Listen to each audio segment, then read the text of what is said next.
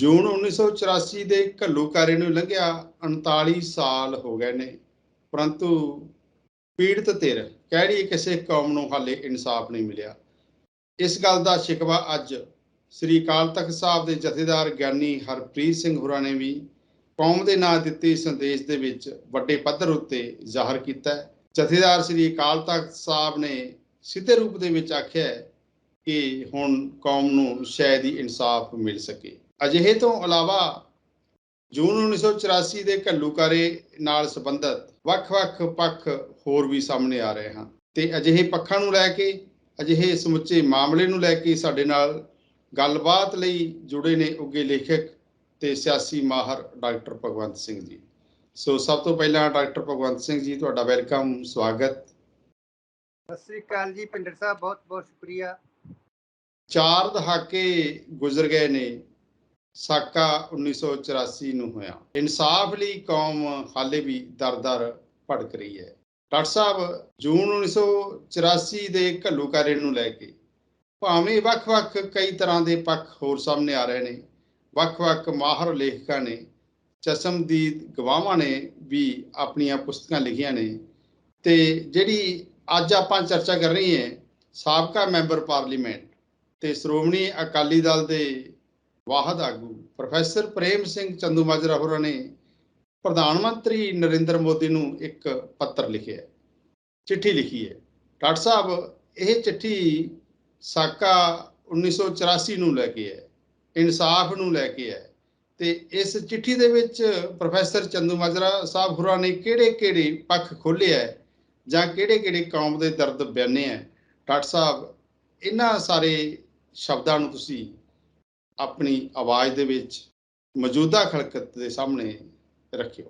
ਪਿੰਡਰ ਸਾਹਿਬ, professor Prem Singh Chandumajra ਨੇ ਮਾਨਯੋਗ ਪ੍ਰਧਾਨ ਮੰਤਰੀ ਜੀ ਨੂੰ ਇੱਕ ਚਿੱਠੀ ਲਿਖੀ ਹੈ, ਜਿਸ ਦੇ ਵਿੱਚ ਉਹਨਾਂ ਨੇ ਹਵਾਲਾ ਦਿੱਤਾ ਹੈ ਕਿ ਜਦੋਂ ਮੈਂ ਮੈਂਬਰ ਪਾਰਲੀਮੈਂਟ ਸੀ ਤਾਂ ਮੈਂ ਉਦੋਂ ਇਹ ਮਸਲਾ ਪਾਰਲੀਮੈਂਟ ਦੇ ਵਿੱਚ ਬਹੁਤ ਜ਼ੋਰ ਨਾਲ ਉਠਾਇਆ ਸੀ। ਅਸਲ ਦੇ ਵਿੱਚ ਮਸਲਾ ਇਹ ਹੈ ਕਿ ਬਰਤਾਨੀਆ ਦੇ ਹਾਊਸ ਆਫ ਕਾਮਨਜ਼ ਦੇ ਵਿੱਚ ਉੱਥੇ ਉਹਨਾਂ ਦੀ ਰਵਾਇਤ ਹੈ ਕਿ 30 ਸਾਲ ਤੋਂ ਬਾਅਦ ਉਹ ਜੋ ਘਟਨਾਵਾਂ ਦੇ ਦਸਤਾਵੇਜ਼ ਹੁੰਦੇ ਨੇ ਜ਼ਰੂਰੀ, ਉਹ ਜਨਤਕ ਕਰਦੇ ਨੇ। ਉਹਨਾਂ ਦੇ ਵਿੱਚ ਇਹ ਦਸਤਾਵੇਜ਼ ਜਨਤਕ ਕੀਤੇ ਗਏ ਸੀ ਕਿ ਆਪਰੇਸ਼ਨ ਬਲੂ ਸਟਾਰ ਦੇ ਵਿੱਚ ਬਰਤਾਨੀਆ ਗੌਰਮੈਂਟ ਨੇ ਭਾਰਤ ਸਰਕਾਰ ਨੂੰ ਪੂਰੀ ਸਹਾਇਤਾ ਦਿੱਤੀ ਸੀ। ਚੰਦੂਮਾਜਰਾ ਸਾਹਿਬ ਨੇ ਇਸ ਮਸਲੇ ਨੂੰ ਬੜੀ ਸ਼ਿੱਦਤ ਦੇ ਨਾਲ, ਬੜੀ ਵਿਦਵਤਾ ਦੇ ਨਾਲ ਉਠਾਇਆ। ਉਹਨਾਂ ਨੇ ਇਸ ਨੂੰ ਇੱਕ ਸੋਵਰਨ ਮੁਲਕ ਦੇ, ਪ੍ਰਭੂ ਸੱਤਾ ਸੰਪੰਨ ਮੁਲਕ ਦੇ ਅੰਦਰੂਨੀ ਮਾਮਲਿਆਂ ਵਿੱਚ ਦੂਸਰੇ ਮੁਲਕ ਦੀ ਦਖਲਅੰਦਾਜ਼ੀ ਦੱਸੀ ਹੈ ਅਤੇ ਉਹਨਾਂ ਨੇ ਨਾਲ ਹੀ ਇਹ ਵੀ ਕਿਹਾ ਕਿ ਅੰਗਰੇਜ਼ਾਂ ਨੂੰ ਸਿੱਖਾਂ ਦੇ ਪ੍ਰਤੀ ਇੱਕ ਬਹੁਤ ਰੰਜਿਸ਼ ਹੈ। ਅਸਲ ਦੇ ਵਿੱਚ ਉਹਨਾਂ ਨੇ ਹਵਾਲਾ ਦਿੱਤਾ ਕਿ ਉਹ ਅੰਗਰੇਜ਼ ਆਪਣੇ ਜਨਰਲ ਡਾਇਰ ਦਾ ਜਿਹੜਾ ਕਤਲ ਸਿੱਖਾਂ ਨੇ ਕੀਤਾ ਸੀਗਾ ਲੰਡਨ ਦੇ ਵਿੱਚ ਜਾ ਕੇ, ਉਹਨੂੰ ਨਹੀਂ ਭੁੱਲੇ ਅਤੇ ਸਿੱਖਾਂ ਦੀ ਬਦੌਲਤ ਹੀ ਅੰਗਰੇਜ਼ਾਂ ਨੂੰ 1947 ਦੇ ਵਿੱਚ ਦੇਸ਼ ਛੱਡਣਾ ਪਿਆ। ਇਹ ਤੱਥ ਉਹਨਾਂ ਨੇ ਉਜਾਗਰ ਕੀਤੇ ਨੇ। ਇਸ ਦਾ ਬਦਲਾ ਲੈਣ ਲਈ, ਸਿੱਖ ਕੌਮ ਨੂੰ ਸਬਕ ਸਿਖਾਉਣ ਦੇ ਲਈ ਅੰਗਰੇਜ਼ ਹਕੂਮਤ ਨੇ ਭਾਰਤ ਦੀ ਹਕੂਮਤ ਨੂੰ ਸਹਿਯੋਗ ਦਿੱਤਾ ਤੇ ਉਹਦੇ ਮਾਮਲਿਆਂ 'ਚ ਦਖਲ ਦਿੱਤਾ। ਅਸਲ ਕਹਾਣੀ ਇਹ ਹੈ ਕਿ ਚੰਦੂਮਾਜਰਾ ਸਾਹਿਬ ਨੇ 2 ਇਸ਼ੂ ਉਠਾਏ ਨੇ। ਇੱਕ ਤਾਂ ਸੋਵਰਨ ਮੁਲਕ ਦੇ ਅੰਦਰੂਨੀ ਮਾਮਲਿਆਂ ਦੇ ਵਿੱਚ ਦਖਲ ਕਿਵੇਂ ਦੇਣ ਦਿੱਤਾ, ਜਦ ਕਿ ਅਸੀਂ ਇੱਕ ਪ੍ਰਭੂ ਸੱਤਾ ਸੰਪੰਨ ਆਜ਼ਾਦ ਮੁਲਕ ਹਾਂ, ਜਦ ਕਿ ਇੱਥੇ ਦੇ ਹੁਕਮਰਾਨਾਂ ਨੇ ਜੇ ਉਹਨੂੰ ਦਖਲ ਦੇਣ ਦਿੱਤਾ ਤਾਂ ਆਪਣਾ ਉਹੀ ਬਸਤੀਵਾਦੀ ਸਰੂਪ ਹੀ ਕਾਇਮ ਰੱਖਿਆ ਜਦੋਂ ਕਿ ਸਾਡੇ ਉੱਪਰ ਅੰਗਰੇਜ਼ ਰਾਜ ਕਰਦੇ ਸਨ। ਅਸਲ ਦੇ ਵਿੱਚ ਭਿੰਡਰ ਸਾਹਿਬ, ਜੇ ਦੇਖਿਆ ਜਾਵੇ ਤਾਂ ਅੰਗਰੇਜ਼ਾਂ ਦੀ ਬਿਲਕੁਲ ਸਿੱਖਾਂ ਪ੍ਰਤੀ ਇੱਕ ਇਸ ਤਰ੍ਹਾਂ ਦੀ ਨੀਤੀ ਜ਼ਰੂਰ ਹੈ, ਕਿਉਂਕਿ 1849 ਦੀ ਜਿਹੜੀ ਚੇਲਿਆਂਵਾਲੀ ਦੀ ਲੜਾਈ ਹੋਈ ਸੀ, ਸਿੱਖ ਰਾਜ ਜਿਸ ਲੜਾਈ ਤੋਂ ਬਾਅਦ ਉਹਨਾਂ ਨੇ ਕੂਟਨੀਤੀ ਦੇ ਨਾਲ ਖੋਹਿਆ। 1849 ਦੀ ਲੜਾਈ ਦੇ ਵਿੱਚ ਸਿੱਖਾਂ ਨੇ ਇੰਨੀ ਟੱਕਰ ਦਿੱਤੀ ਕਿ ਅੰਗਰੇਜ਼ ਬੁਰੀ ਤਰ੍ਹਾਂ ਭੈਭੀਤ ਹੋ ਗਏ ਸੀ। ਉਹਨਾਂ ਨੇ ਆਪਣੇ ਕਮਾਂਡਰ ਇਨ ਚੀਫ ਨੂੰ ਵਾਪਸ ਬੁਲਾਇਆ ਤੇ ਉਹਨਾਂ ਦੇ ਦਸਤਾਵੇਜ਼ਾਂ ਦੇ ਵਿੱਚ ਇਹ ਲਿਖਤਾਂ ਉਪਲਬਧ ਨੇ ਕਿ ਜੇਕਰ ਸਾਨੂੰ ਅਜਿਹੀ ਇੱਕ ਹੋਰ ਲੜਾਈ ਲੜਨੀ ਪਏਗੀ, ਸਾਨੂੰ ਪੰਜਾਬ ਤੱਕ ਹੀ ਸਮੁੱਚੇ ਹਿੰਦੁਸਤਾਨ ਦੇ ਵਿੱਚੋਂ ਆਪਣੀ ਸਫ ਵੇਚਣੀ ਪਏਗੀ। ਇਸ ਤੋਂ ਬਾਅਦ ਉਹਨਾਂ ਨੇ ਬੇਈਮਾਨੀ ਦੇ ਨਾਲ, ਮਕਾਰੀ ਦੇ ਨਾਲ ਸਾਡੇ ਰਾਜ ਨੂੰ ਖੋਹਿਆ, ਖੋ ਕੇ ਸਾਡੇ ਖਜ਼ਾਨਿਆਂ ਨੂੰ ਲੁੱਟਿਆ ਅਤੇ ਇਸ ਤਰ੍ਹਾਂ ਦੀ ਕੂਟਨੀਤੀ ਦੀ ਚਾਲ ਬਣਾਈ ਕਿ ਪੰਜਾਬ ਨੂੰ, ਸਿੱਖ ਕੌਮ ਨੂੰ ਤਬਾਹੀ ਦੇ ਕੰਢੇ ਲਿਆ ਦਿੱਤਾ ਜਾਵੇ। ਉਹਨਾਂ ਨੇ ਇਸ ਤਰ੍ਹਾਂ ਦੀਆਂ ਨੀਤੀਆਂ ਬਣਾਈਆਂ, ਜਿਨ੍ਹਾਂ ਦੇ ਚੱਲ ਕੇ ਅੱਗੇ ਜਾ ਕੇ, ਜਿਸ ਤਰ੍ਹਾਂ ਕਿ ਚੰਦੂਮਾਜਰਾ ਸਾਹਿਬ ਨੇ ਜ਼ਿਕਰ ਕੀਤਾ ਕਿ ਉਹਨਾਂ ਨੇ ਸਿੱਖਾਂ ਨੂੰ ਸਬਕ ਸਿਖਾਉਣ ਦੇ ਲਈ ਇਹ 1849 ਦੇ ਨੀਤੀ ਉਹਨਾਂ ਦੀ ਤਿਆਰ ਹੋ ਚੁੱਕੀ ਸੀ ਅੰਗਰੇਜ਼ਾਂ ਦੀ, ਉਸੇ ਨੂੰ ਹੀ ਉਹ ਅੱਗੇ ਵਧਾਉਂਦੇ ਗਏ ਨੇ। ਉਸੇ ਦੇ ਤਹਿਤ ਹੀ ਦੇਸ਼ ਦੀ ਵੰਡ ਹੋਈ ਹੈ ਤੇ ਉਸ ਦੇ ਤਹਿਤ ਹੀ ਸਿੱਖਾਂ ਦੇ ਉੱਪਰ ਜ਼ੁਲਮ ਹੋਏ ਨੇ। ਪਰ ਸਿੱਖ ਇੱਕ ਐਸੀ ਬਹਾਦਰ ਕੌਮ ਹੈ ਜਿਹੜੀ ਕਿ ਆਰਗੇਨਾਈਜ਼ ਹੁੰਦੀ ਰਹੀ ਹੈ ਤੇ ਬਸਤੀਵਾਦੀਆਂ ਦੇ ਖਿਲਾਫ, ਉਹਨਾਂ ਦੇ ਜ਼ੁਲਮ ਦੇ ਖਿਲਾਫ ਡਟਵੀਂ ਲੜਾਈ ਦਿੱਤੀ ਹੈ ਤੇ ਉਹਨਾਂ ਨੂੰ ਦੇਸ਼ ਛੱਡਣ ਲਈ ਮਜਬੂਰ ਕੀਤਾ। ਚੰਦੂ ਮਾਜਰਾ ਸਾਹਿਬ ਦਾ ਕਹਿਣਾ ਹੈ ਕਿ ਅੰਗਰੇਜ਼ਾਂ ਨੇ ਜੋ ਇੱਥੇ ਇਸ ਤਰ੍ਹਾਂ ਦੀ ਦਖਲਅੰਦਾਜ਼ੀ ਕੀਤੀ ਹੈ, ਇੱਥੋਂ ਦੇ ਹੁਕਮਰਾਨਾਂ ਨੇ ਜਿਹੜੇ ਮੌਕੇ ਦੇ ਉਸ ਤਰ੍ਹਾਂ ਸੱਤਾ ਦੇ ਉੱਪਰ, ਤਾਕਤ ਦੇ ਉੱਪਰ ਸੀ, ਉਹਨਾਂ ਨੇ ਇਹ ਬਹੁਤ ਵੱਡੀ ਕੁਤਾਹੀ ਕੀਤੀ ਹੈ। ਉਹਨਾਂ ਦੇ ਖਿਲਾਫ ਇੱਕ ਐਕਸ਼ਨ ਲੈਣਾ ਬਣਦਾ, ਉਹਨਾਂ ਦੇ ਖਿਲਾਫ ਕਾਰਵਾਈ ਕਰਨੀ ਬਣਦੀ ਆ। ਉਹ ਉਹਨਾਂ ਨੇ, ਚੰਦੂ ਮਾਜਰਾ ਸਾਹਿਬ ਨੇ ਆਪਣੀ ਪੱਤਰ ਵਿੱਚ ਜ਼ਿਕਰ ਕੀਤਾ ਕਿ ਜਦੋਂ ਕਿ ਮੈਂ ਪਾਰਲੀਮੈਂਟ ਦੇ ਵਿੱਚ ਮਸਲਾ ਬੜੇ ਜ਼ੋਰ ਨਾਲ ਉਠਾਇਆ ਸੀ ਤਾਂ ਉਦੋਂ ਸਰਕਾਰ ਨੇ ਕਿਹਾ ਸੀ ਕਿ ਇਹਦੇ ਬਾਰੇ ਅਸੀਂ ਐਕਸ਼ਨ ਲਵਾਂਗੇ।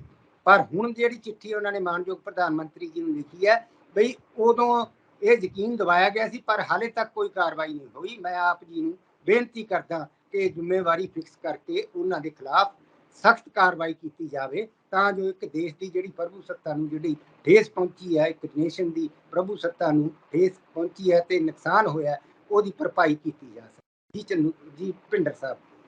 ਡਾਕਟਰ ਸਾਹਿਬ, ਜਦੋਂ ਭਾਰਤ ਸਰਕਾਰ ਨੇ ਇਹ ਮਾਮਲਾ ਕਹਿ ਲਈਏ ਕਿ ਪ੍ਰੋਫੈਸਰ ਚੰਦੂ ਮਾਜਰਾ ਸਾਹਿਬ ਉਹਨਾਂ ਨੇ ਪਾਰਲੀਮੈਂਟ ਦੇ ਵਿੱਚ ਉਠਾਇਆ, ਉਹਨਾਂ ਨੂੰ ਵਿਸ਼ਵਾਸ ਵੀ ਦਿਵਾਇਆ ਗਿਆ ਕਿ ਠੀਕ ਹੈ ਅਸੀਂ ਇਸ ਮਾਮਲੇ ਉੱਤੇ ਕਾਰਵਾਈ ਕਰਾਂਗੇ। ਮਾਮਲਾ ਬਹੁਤ ਵੱਡਾ ਹੈ। ਭਾਰਤ ਸਰਕਾਰ ਪੈਰ ਪਿਛਾਂਹ ਨੂੰ ਕਿਉਂ ਖਿੱਚ ਰਹੀ ਹੈ? ਕਈ ਸਾਲ ਹੁਣ ਫਿਰ ਲੰਘ ਚੁੱਕੇ ਨੇ, ਦੁਬਾਰਾ ਫਿਰ ਪ੍ਰੋਫੈਸਰ ਚੰਦੂ ਮਾਜਰਾ ਸਾਹਿਬ ਨੂੰ ਇਹ ਮਾਮਲਾ ਭਾਰਤ ਸਰਕਾਰ ਨੂੰ ਯਾਦ ਕਰਵਾਉਣਾ ਪੈ ਰਿਹਾ ਹੈ। ਇਸ ਪਿੱਛੇ ਡਾਕਟਰ ਸਾਹਿਬ ਦੱਸਿਓ ਕਿ ਭਾਰਤ ਸਰਕਾਰ ਇਸ ਮੁੱਦੇ ਉੱਤੇ ਸੰਜੀਦਾ ਨਹੀਂ ਕਿ ਇੱਕ ਕੌਮ ਵੀ ਉਹ ਹੈ ਕਿ ਜਿਸ ਨੇ ਭਾਰਤ ਦੀ ਆਜ਼ਾਦੀ ਦੇ ਵਿੱਚ ਸਭ ਤੋਂ ਵੱਧ ਸ਼ਹਾਦਤਾਂ ਕੁਰਬਾਨੀਆਂ ਦਿੱਤੀਆਂ ਹੋਣ ਤੇ ਉਹ ਕੌਮ ਅੱਜ ਇਨਸਾਫ ਲਈ ਭਟਕ ਰਹੀ ਹੋਵੇ। ਇਸ ਮਾਮਲੇ ਨੂੰ ਡਾਕਟਰ ਸਾਹਿਬ ਖੋਲਿਓ ਕਿ ਭਾਰਤ ਸਰਕਾਰ ਇਸ ਮੁੱਦੇ ਉੱਤੇ ਕਦੋਂ ਸੰਜੀਦਾ ਹੋਏਗੀ। ਭਿੰਡਰ ਸਾਹਿਬ, ਜਿਸ ਤਰ੍ਹਾਂ ਚੰਦੂ ਮਾਜਰਾ ਸਾਹਿਬ ਦੀ ਪੱਤਰ ਦੀ ਸ਼ਬਦਾਵਲੀ ਹੈ, ਉਹਦੇ ਤੋਂ ਇਹ ਲੱਗਦਾ ਵੀ ਪ੍ਰਧਾਨ ਮੰਤਰੀ ਜੀ ਨੂੰ ਉਹਨਾਂ ਨੇ ਯਾਦ ਦਵਾਇਆ। ਕਈ ਵਾਰੀ ਸਿਸਟਮ ਦੇ ਵਿੱਚ ਇਹ ਹੁੰਦਾ, ਕਈ ਪੱਧਰਾਂ ਦੇ ਉੱਪਰ ਇਹ ਮਾਮਲੇ ਚੱਲਦੇ ਨੇਗੇ, ਉਹ ਕੋਈ ਨਾ ਕੋਈ ਇਸ ਤਰ੍ਹਾਂ ਦੀ ਲੌਬੀ ਬੈਠੀ ਹੋਏਗੀ ਹੇਠਾਂ ਤੋਂ ਉਹਨੂੰ ਸਲੋ ਸਪੀਡ ਕਰ ਦਿੰਦੇ ਨੇ ਵੀ ਹੋ ਸਕਦਾ ਵੀ ਇਸ ਕਰਕੇ ਇਹ ਮਤਲਬ ਇਹ ਮਾਮਲਾ ਲਟਕਿਆ ਹੋਇਆ ਜਾਂ ਕੋਈ ਅੰਤਰਰਾਸ਼ਟਰੀ ਦਬਾਅ ਹੈ, ਕੋਈ ਇਸ ਤਰ੍ਹਾਂ ਦਾ ਵੀ ਸੋਚਣ ਵਾਲੀ ਗੱਲ ਹੈ ਵੀ ਕੀ ਕਾਰਨ ਹੈ। ਕਿਉਂਕਿ ਮਾਮਲਾ ਬੜਾ ਵੱਡੇ ਪੱਧਰ ਤੇ ਹੈ, ਕਿਉਂਕਿ ਉਹ ਜਿਹੜੇ ਦਸਤਾਵੇਜ਼ ਹਾਊਸ ਆਫ ਕਾਮਨਸ ਦੇ ਵਿੱਚ ਉਹਨਾਂ ਨੇ ਪੇਸ਼ ਕੀਤੇ ਨੇ, ਕਿ ਜਨਤਕ ਕੀਤੇ ਨੇ, ਉਹਨਾਂ ਦੇ ਵਿੱਚ ਸਪਸ਼ਟ ਹੈਗਾ ਕਿ ਇੱਥੇ ਦਰਬਾਰ ਸਾਹਿਬ ਦੀ ਉਸ ਵੇਲੇ ਉਹਨਾਂ ਨੇ ਰੇਕੀ ਵੀ ਕੀਤੀ ਤੇ ਸਾਰੀ ਸਥਿਤੀ ਬਾਰੇ ਪੂਰੀ ਜਾਣਕਾਰੀ ਹਾਸਲ ਕਰਕੇ ਭਾਰਤ ਸਰਕਾਰ ਦੇ ਨਾਲ ਇਸ ਆਪਰੇਸ਼ਨ ਨੂੰ ਕਰਵਾਇਆ। ਤੇ ਇਹ ਵੀ ਸੁਣਨ ਦੇ ਵਿੱਚ ਆ ਰਿਹਾ ਕੋਈ ਹੋਰ ਮੁਲਕਾਂ ਦਾ ਵੀ ਇਸ ਸੰਬੰਧ ਦੇ ਵਿੱਚ ਭਾਰਤ ਸਰਕਾਰ ਨਾਲ ਮੇਲ ਜੋਲ ਦੀ ਆਉਂਦੀਆਂ ਨੇ, ਪਰ ਉਹਨਾਂ ਬਾਰੇ ਹਾਲੇ ਦਸਤਾਵੇਜ਼ ਨਹੀਂ ਕੋਈ ਇਸ ਤਰ੍ਹਾਂ ਬਾਹਰ ਆਇਆ। ਤੇ ਪਰ ਇੱਕ ਗੱਲ ਇਹ ਵੀ ਹੋ ਰਹੀ ਹੈ ਕਿ ਭਾਰਤ ਸਰਕਾਰ ਨੇ ਉਸ ਵੇਲੇ ਕੋਈ ਸਮਝੌਤੇ ਵੀ ਕੀਤੇ ਸੀ, ਸੌਦੇ ਵੀ ਕੀਤੇ ਸਨ, ਜਿਸ ਤਰ੍ਹਾਂ ਦੇ ਕੋਈ ਆਰਡਰ ਦਿੱਤੇ ਸੀ ਉਹਨਾਂ ਮੁਲਕਾਂ ਦੇ ਨਾਲ, ਉਹਨਾਂ ਤੋਂ ਸਹਾਇਤਾ ਲੈ ਕੇ। ਇਹ ਵੀ ਹੈ। ਤੇ ਦੂਸਰੀ ਜਿਹੜੀ ਇਹ ਸਭ ਤੋਂ ਖਤਰਨਾਕ ਉਹ ਗੱਲ ਹੈ ਵੀ ਕਿਸੇ ਆਜ਼ਾਦ ਮੁਲਕ ਦੇ ਅੰਦਰੂਨੀ ਮਾਮਲਿਆਂ ਦੇ ਵਿੱਚ ਕੋਈ ਹੋਰ ਮੁਲਕ ਤੇ ਫਿਰ ਇੱਕ ਖਾਸ ਕੌਮ ਦੇ ਪ੍ਰਤੀ ਇੱਕ ਇਸ ਤਰ੍ਹਾਂ ਦੀ ਪੈਦਾ ਕਰਨ ਦੇ ਲਈ ਜਿਹੜੀ ਇੱਕ ਸਮੁੱਚੀ ਕੌਮ ਨੂੰ ਇਹ ਲਤਾੜਨ ਦੀ ਕੋਸ਼ਿਸ਼ ਕੀਤੀ ਗਈ ਹੋਵੇ, ਇਹ ਬੜਾ ਹੀ ਗੰਭੀਰ ਕਿਸਮ ਦਾ ਮਸਲਾ ਹੈ। ਜੀ ਭਿੰਡਰ ਸਾਹਿਬ। ਡਾਕਟਰ ਸਾਹਿਬ, ਜਨਰਲ ਡਾਇਰ ਨੂੰ ਸ਼ਹੀਦ ਊਧਮ ਸਿੰਘ ਨੇ ਜਾ ਕੇ ਉੱਥੇ ਇੰਗਲੈਂਡ ਦੇ ਵਿੱਚ ਬਦਲਾ ਲਿਆ ਜਲਿਆਂਵਾਲੇ ਬਾਗ ਦਾ, ਕਿਉਂਕਿ ਉੱਥੇ ਅੰਗਰੇਜ਼ਾਂ ਨੇ ਕਹਿਰ ਢਾਇਆ ਸੀ। ਤਾਂ ਫਿਰ ਕੀ ਅੰਗਰੇਜ਼ਾਂ ਨੇ ਮਕਾਰੀ ਕੀਤੀ ਕਿ ਅਸੀਂ ਜਨਰਲ ਡਾਇਰ ਦੇ ਉੱਤੇ ਹੋਏ ਹਮਲੇ ਦਾ, ਕਾਤਲਾਨਾ ਹਮਲੇ ਦਾ ਬਦਲਾ ਲੈਣਾ ਹੈ? ਇਹਦੇ ਪਿੱਛੇ ਕਿਸ ਤਰ੍ਹਾਂ ਦੀ ਸੱਚਾਈ ਹੈ? ਇਸ ਸਾਰੀ ਕਹਾਣੀ ਨੂੰ ਥੋੜਾ ਜਿਹਾ ਡਿਟੇਲ 'ਚ ਦੱਸਿਓ ਡਾਕਟਰ ਸਾਹਿਬ। ਚਿੱਠੀ ਮੁਤਾਬਕ, ਇਹ ਚਿੱਠੀ ਦੇ ਮੁਤਾਬਕ ਉਹਨਾਂ ਨੇ ਸਪਸ਼ਟ ਲਿਖਿਆ ਹੈਗਾ ਕਿ ਅੰਗਰੇਜ਼ਾਂ ਦੇ ਦਿਲ ਦੇ ਵਿੱਚ ਹਾਲੇ ਵੀ ਉਸ ਤਰ੍ਹਾਂ ਦੀ ਇੱਕ ਰੰਜਿਸ਼ ਹੈ ਬਈ ਅੰਗਰੇਜ਼ ਸਾਡੇ ਜਰਨਲ ਨੂੰ ਇੱਥੇ ਆ ਕੇ ਇੰਗਲੈਂਡ ਦੇ ਵਿੱਚ ਆ ਕੇ ਸਿੱਖਾਂ ਨੇ ਮਾਰਿਆ ਅਤੇ ਇਹਨਾਂ ਦੀ ਸਿੱਖਾਂ ਵੱਲੋਂ ਕੀਤੇ ਗਏ ਸੰਘਰਸ਼ ਕਰਕੇ, ਸਿੱਖਾਂ ਵੱਲੋਂ ਚਲਾਏ ਗਏ ਅੰਦੋਲਨਾਂ ਦੇ ਕਰਕੇ ਸਾਨੂੰ ਏਡਾ ਵੱਡਾ ਮੁਲਕ ਛੱਡਣਾ ਪਿਆ। ਉਹ ਉਹਨਾਂ ਦੇ ਦਿਲਾਂ ਦੇ ਵਿੱਚ ਕਹਿੰਦੇ ਹਾਲੇ ਵੀ ਅੜਕਾ ਹੈ। ਪੱਤਰ ਦੇ ਵਿੱਚ ਉਹਨਾਂ ਨੇ ਸਪਸ਼ਟ ਕੀਤਾ ਹੈ।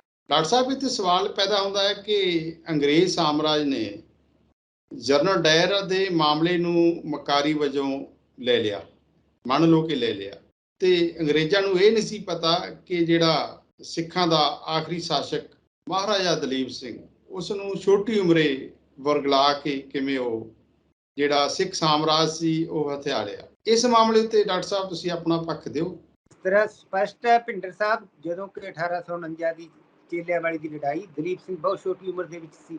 ਮਹਾਰਾਜਾ ਦਲੀਪ ਸਿੰਘ ਦੇ ਇਹ ਆਪ ਹੀ ਸ਼ਖਸ ਸੀਗੇ ਤੇ ਆਪ ਹੀ ਉਹਦਾ ਰਾਜ ਖੋਹਣ ਵਾਲੇ ਸੀ। ਆਪਣੀ ਇਹਨਾਂ ਦੀ ਫੌਜ ਉੱਥੇ ਅੰਗਰੇਜ਼ਾਂ ਦੀ ਲਾਹੌਰ ਦੇ ਵਿੱਚ ਸੀਗੀ ਤੇ ਇਹਨਾਂ ਨੇ ਇਸ ਤਰ੍ਹਾਂ ਕੂਟਨੀਤੀ ਦੇ ਨਾਲ ਲੜਾਈ ਲੜ ਕੇ ਤੇ ਕੂਟਨੀਤਿਕ ਢੰਗ ਦੇ ਨਾਲ ਰਾਜ ਖੋਹਿਆ, ਕੋਹੇ-ਨੂਰ ਹੀਰਾ ਪ੍ਰਾਪਤ ਕੀਤਾ, ਖਜ਼ਾਨਾ ਲੁੱਟਿਆ ਤੇ ਸਿੱਖ ਸ਼ਕਤੀ ਨੂੰ ਬਿਲਕੁਲ ਖੇਰੂ ਕੀਤਾ। ਸਿੱਖ ਸ਼ਕਤੀ ਨੂੰ ਹੰਡਾਉਣ ਦੀ ਕੋਸ਼ਿਸ਼ ਕੀਤੀ, ਉਹਨਾਂ ਦੇ ਸਿੱਖਾਂ ਦੇ ਧਾਰਮਿਕ ਮਾਮਲਿਆਂ ਦੇ ਵਿੱਚ ਵੀ ਦਖਲ ਦੇਣ ਦੀ ਕੋਸ਼ਿਸ਼ ਕੀਤੀ, ਜਿਹਦੇ ਨਾਲ ਪੰਜਾਬ ਦੇ ਪਰ ਸਿੱਖ ਆਪਣੇ ਇਸ ਤਰ੍ਹਾਂ ਦੇ ਬਹਾਦਰ ਸੀਗੇ ਤੇ ਫਿਰ ਵੀ ਮੁੜ ਸੰਘਰਸ਼ ਹੁੰਦੇ ਰਹੇ ਨੇ ਸਿੱਖਾਂ ਦਾ, ਜਿਨ੍ਹਾਂ ਨੇ ਕਿ ਆਪਣੀ ਪੂਰੀ ਸ਼ਕਤੀ ਦੇ ਨਾਲ ਪੰਜਾਬ ਦਾ ਜਿਹੜਾ ਕਿ ਉਸ ਵੇਲੇ ਦਾ ਪਰ ਕੈਪੀਟਲ ਇਨਕਮ ਔਰ ਸਿੱਖਿਆ ਨੀਤੀ ਪੰਜਾਬ ਦੀ ਜਿਹੜੀ ਮਹਾਰਾਜਾ ਰਣਜੀਤ ਸਿੰਘ ਵੇਲੇ ਬਹੁਤ ਉੱਚੀ ਸੀਗੀ, ਪਰ ਇਹਨਾਂ ਨੇ ਆ ਕੇ ਢਾਹ ਲਾਇਆ ਤੇ ਸਾਰੀ ਤਬਾਹੀ ਕੀਤੀ। ਹਿੰਦੁਸਤਾਨ ਦੇ ਰਾਜ ਨੂੰ ਅੱਗੇ ਤੱਕ ਫੈਲਾ ਕੇ ਜਿਹੜਾ ਕਿ ਪੰਜਾਬ ਦਾ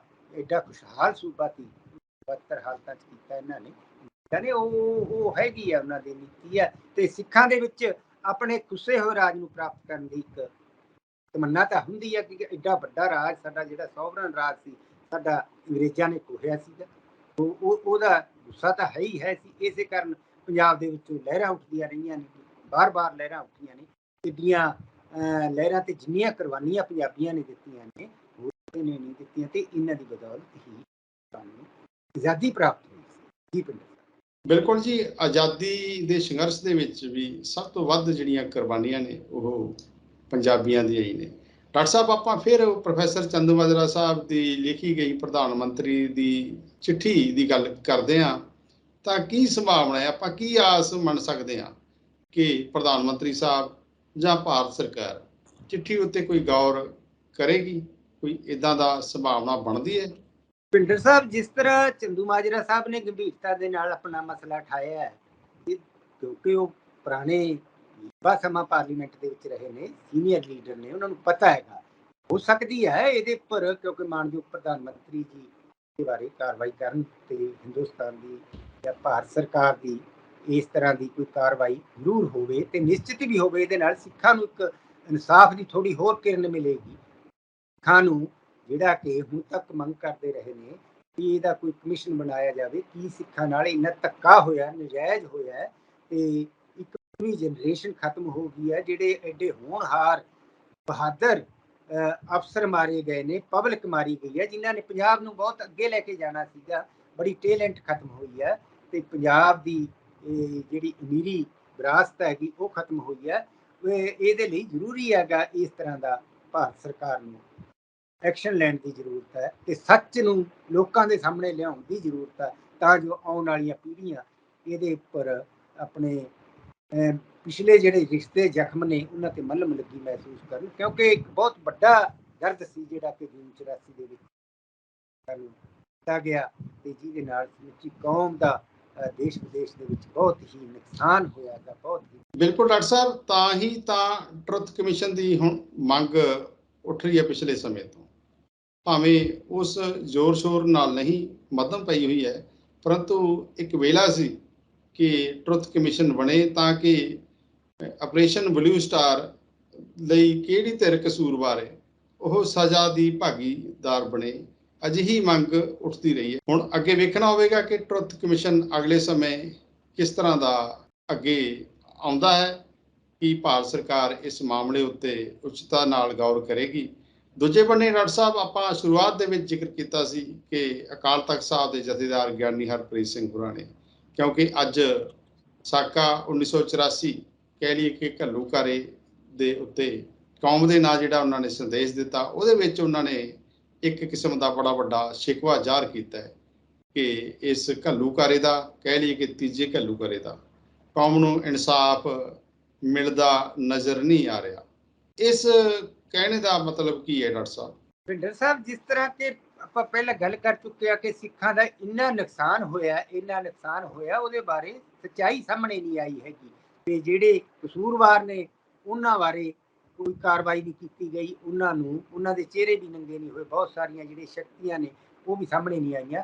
ਹੁਣ ਤਾਂ ਜਿਸ ਤਰ੍ਹਾਂ ਕਿ ਆ ਚੰਦੂ ਮਾਜਰਾ ਸਾਹਿਬ ਦੀ ਚਿੱਠੀ ਹੈ, ਇਹਦੇ ਤੋਂ ਤਾਂ ਇਹ ਲੱਗਦਾ ਕੌਮੀ ਮਸਲਾ ਨਹੀਂ, ਕੌਮਾਂਤਰੀ ਮਸਲਾ ਹੈ, ਜਿਹਦੇ ਵਿੱਚ ਬਾਹਰਲੇ ਮੁਲਕਾਂ ਦੇ ਵਿੱਚ ਸੀ ਤੇ ਵੱਡੇ ਪੱਧਰ ਦੇ ਉੱਪਰ ਸਿੱਖਾਂ ਦਾ ਸੰਘਾਰ ਕੀਤਾ ਗਿਆ। ਇਹ ਬਹੁਤ ਵੱਡੀ ਪਲੈਨਿੰਗ ਦੇ ਨਾਲ ਸਿੱਖਾਂ ਨੂੰ ਤਬਾਹੀ ਦੇ ਵੱਲ ਤੋਰਿਆ ਸੀ। ਤੇ ਜਥੇਦਾਰ ਸਾਹਿਬ ਨੇ ਜਿਸ ਤਰ੍ਹਾਂ ਦਾ ਬਿਆਨ ਦਿੱਤਾ ਹੈ, ਜਿਸ ਤਰ੍ਹਾਂ ਉਹਨਾਂ ਨੇ ਸੰਦੇਸ਼ ਦਿੱਤਾ ਕੌਮ ਨੂੰ, ਇਕੱਠੇ ਹੋ ਕੇ ਆਪਾਂ ਸਾਰੀ ਇਕਜੁੱਟ ਹੋਵੋ, ਚਾਹੇ ਆਪਸ ਦੇ ਵਿੱਚ ਸਾਡੀਆਂ ਕਿੰਨੇ ਵੀ ਬਖਰੇਵੇਂ ਨੇ, ਪਰ ਸਿੱਖਾਂ ਨੂੰ ਇੱਕ ਪਲੇਟਫਾਰਮ ਦੇ ਉੱਪਰ ਇਕੱਠੇ ਹੋਣਾ ਜ਼ਰੂਰੀ ਹੈ।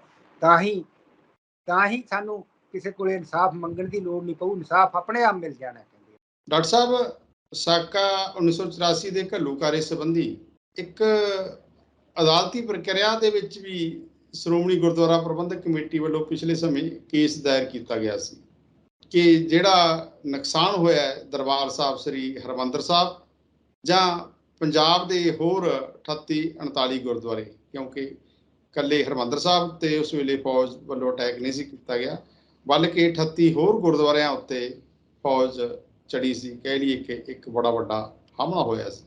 ਤੇ ਇਸ ਦੇ ਸਮੁੱਚੇ ਨੁਕਸਾਨ ਲਈ 1000 ਕਰੋੜ ਰੁਪਏ ਦੇ ਮੁਆਵਜ਼ੇ ਦੀ ਮੰਗ ਕੀਤੀ ਸੀ। ਉਹ ਮਾਮਲਾ ਵੀ ਹਾਲੇ ਅਦਾਲਤੀ ਪ੍ਰਕਿਰਿਆਵਾਂ ਦੇ ਵਿੱਚ ਘਿਰਿਆ ਹੋਇਆ ਦੱਸਿਆ ਜਾਂਦਾ। ਹਾਂਜੀ ਡਾਕਟਰ ਸਾਹਿਬ। ਬਿਲਕੁਲ ਭਿੰਡਰ ਸਾਹਿਬ, ਇਹ ਸਾਰੇ ਮਾਮਲਿਆਂ ਨੂੰ ਸਿਖਰ ਤੱਕ ਪਹੁੰਚਣਾ ਚਾਹੀਦਾ ਹੈ ਤੇ ਜੋ SGPC ਨੇ ਕੇਸ ਦਾਇਰ ਕੀਤਾ ਹੋਇਆ ਮੁਆਵਜ਼ੇ ਦਾ ਕੰਪਨਸੇਸ਼ਨ ਉਹ ਮਿਲਣਾ ਚਾਹੀਦਾ ਤੇ ਉਹਦੀ ਭਰਪਾਈ ਹੋਣੀ ਚਾਹੀਦੀ ਹੈ, ਨਾ ਕਿ ਇਹਨੂੰ ਅਦਾਲਤੀ ਪ੍ਰਕਿਰਿਆ ਨੂੰ ਲੰਬੀ ਪ੍ਰਕਿਰਿਆ ਕੀਤੀ ਜਾਵੇ, ਹੋਰ ਲਟਕਾਇਆ ਜਾਵੇ। ਇਹ ਤਾਂ ਬਿਨਾਂ ਉਸ ਤੋਂ ਹੀ ਸਿੱਧੇ ਤੌਰ ਤੇ ਹੀ ਸਰਕਾਰ ਨੂੰ, ਭਾਰਤ ਸਰਕਾਰ ਨੂੰ ਸਿੱਧੇ ਤੌਰ ਤੇ ਹੀ ਭਰਪਾਈ ਕਰ ਦੇਣੀ ਚਾਹੀਦੀ ਹੈ। ਤੇ ਕਿਉਂਕਿ ਜਿਹੜਾ ਜਾਨੀ ਨੁਕਸਾਨ ਹੋਇਆ ਉਹਦਾ ਤਾਂ ਕੋਈ ਟਿਕਾਣਾ ਹੀ ਨਹੀਂ, ਇਹ ਤਾਂ ਸਿਰਫ ਮਾਲੀ ਨੁਕਸਾਨ ਦੀ ਕੁਛ ਜਿਹੜੀ ਹੈਗੀ ਹੈ ਉਹਨਾਂ ਨੇ ਮੰਗ ਕੀਤੀ ਹੈ, ਇਹ ਹੋ ਜਾਣੀ ਚਾਹੀਦੀ ਹੈ। ਜੀ ਭਿੰਡਰ ਸਾਹਿਬ। ਸੋ ਡਾਕਟਰ ਸਾਹਿਬ, ਇਸ ਗੱਲਬਾਤ ਨੂੰ ਆਪਾਂ ਇੱਥੇ ਹੀ ਵਿਸ਼ਰਾਮ ਦਿੰਦੇ ਹਾਂ ਤੇ ਆਸ ਕਰਦੇ ਹਾਂ ਕਿ ਭਾਰਤ ਸਰਕਾਰ, ਪ੍ਰਧਾਨ ਮੰਤਰੀ ਨਰਿੰਦਰ ਮੋਦੀ ਪ੍ਰੋਫੈਸਰ ਪ੍ਰੇਮ ਸਿੰਘ ਚੰਦੂਮਾਜਰਾ ਦੀ ਚਿੱਠੀ ਉੱਤੇ ਗੌਰ ਜ਼ਰੂਰ ਫਰਮਾਉਣਗੇ। ਅੱਜ ਦੇ ਅਜਿਹੇ ਐਪੀਸੋਡ ਨੂੰ ਆਪਾਂ ਸਮਾਪਤੀ ਵੱਲ ਲੈ ਕੇ ਜਾਂਦੇ ਹਾਂ। ਡਾਕਟਰ ਸਾਹਿਬ, ਤੁਸੀਂ ਵਕਤ ਕੱਢਿਆ, ਤੁਹਾਡਾ ਧੰਨਵਾਦ। ਈ ਮਿਸ਼ਨ ਪੰਜਾਬੀ।